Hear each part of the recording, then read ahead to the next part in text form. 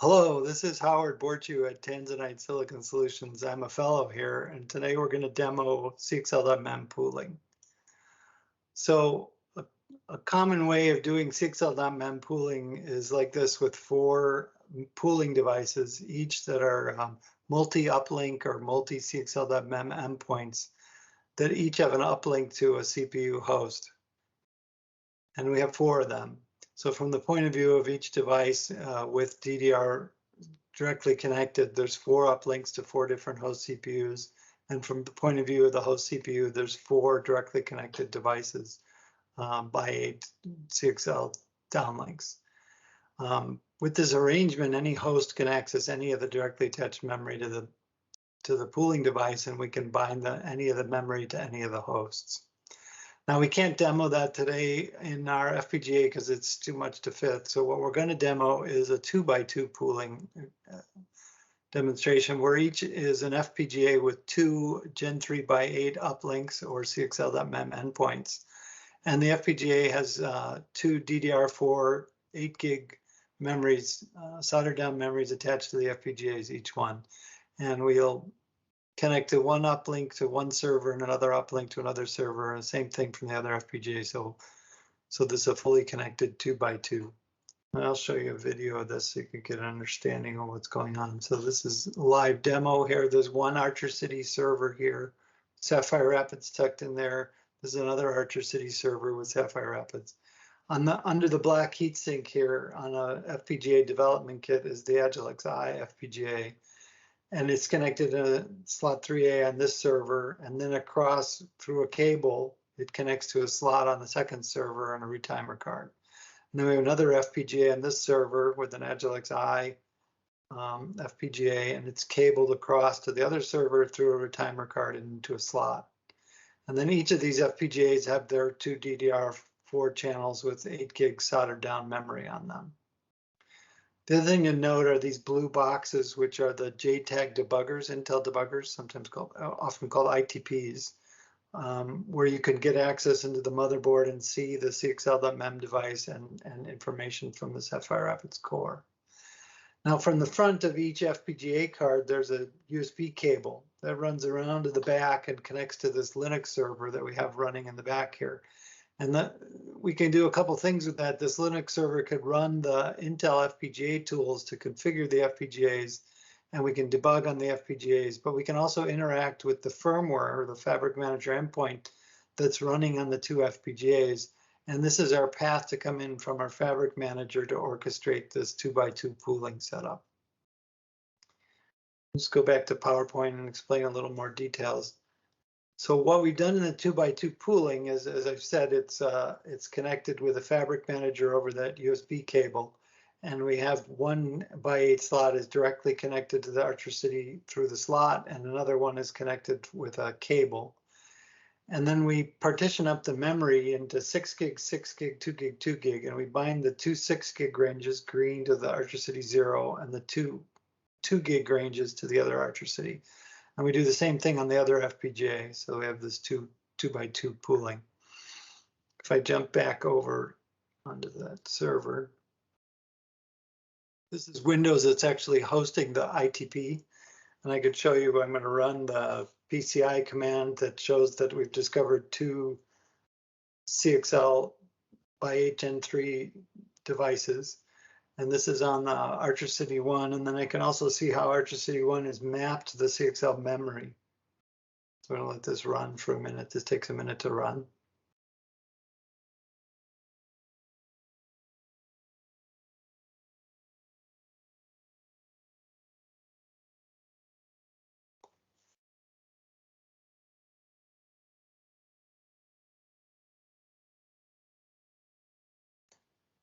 So this Archer City has discovered 4 CXL stacks, and they're 2 gig, 2 gig, 6 gig, 6 gig, and they've mapped them at 4800, 50, 58, and 70. So those are the physical addresses. So going back to my PowerPoint, I have a more detailed diagram here showing this is Archer City 1. This is where it's edge connected to the FPGA card, and this is the cable to the other card. And you can see that the ranges 2 gig, 2 gig, 6 gig, 6 gig are mapped at 48, 50, 58, and 70. And what we've also done is we've mapped then the 2 gig ranges to different locations in the DDR memory and the 6 gig ranges to different locations in the DDR memory, just to showcase the composition of our pooling in the pooling device. I'm going to go over to the servers here. So this is the Archer City 0 server and Archer City 1 server. What I got running here is a little test program, 32 little test programs that are each accessing their slices of the memory ranges. And you can see the 32 processes running on top here on the server, the 32 cores.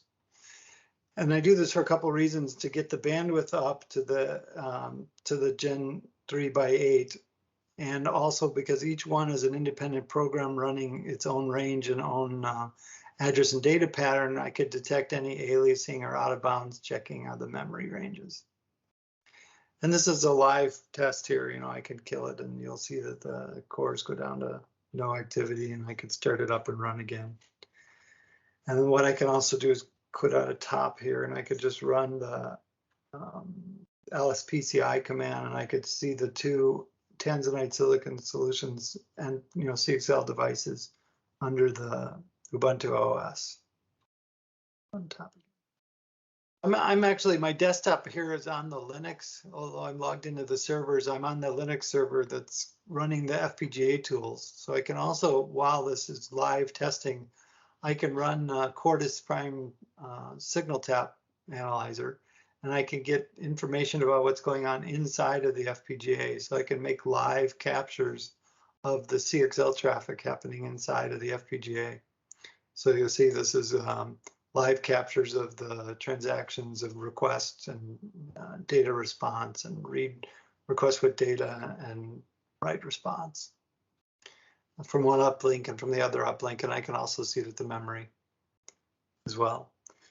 So because we have this connection, this is also how we connect to the firmware that's running on our FPGA card. And I'm going to switch over now to Mike so he can explain the firmware demo and how we're doing the orchestration of the Fabric Manager. Thank you, Howard.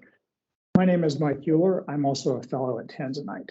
Before I do the Fabric Manager demo, I'd like to set some context for this. The CXL consortium has defined a set of commands by which the Fabric Manager can send things into a device to control it. In a production data center environment, the data center control software will include a CXL Fabric Manager module, which uses the management network to connect to a BMC in each enclosure. The BMC converts the incoming protocol to the standard Fabric Manager mailbox format and encapsulates it in an MCTP wrapper. This is then transmitted to SLIC via I3C or another interface. However, the environment wasn't available when we started, and we had to build our own development environment, which is what this is.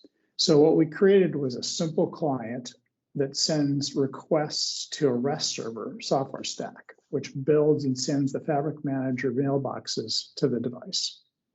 Direct command line input is also available if you don't want to start up the entire REST server stack.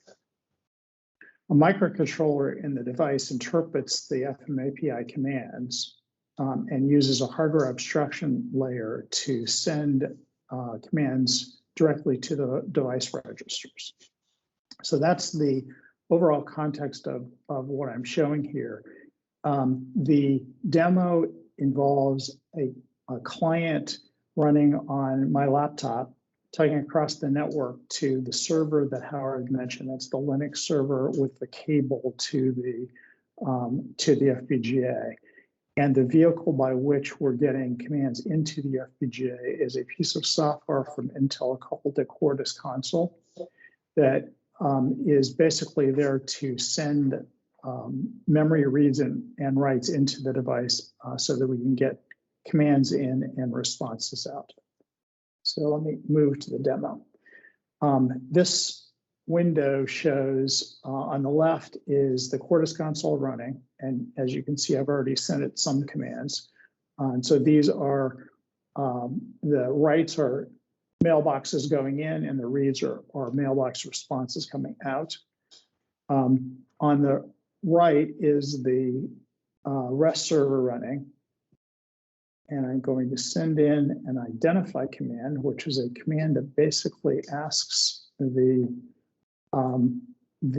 fabric manager is asking the packet controller to tell it what the configuration is. So this is essentially information that goes back to the client and would be used by a production fabric manager to understand what's in the device. But more interestingly for this demo, let me send it a get dvset command, which is a command by which we can look at what the host is seeing in terms of the memories. And in this particular case, we're showing a range 1 base high whose address is 118 and all zeros, and whose range 2 address is 13 and all zeros.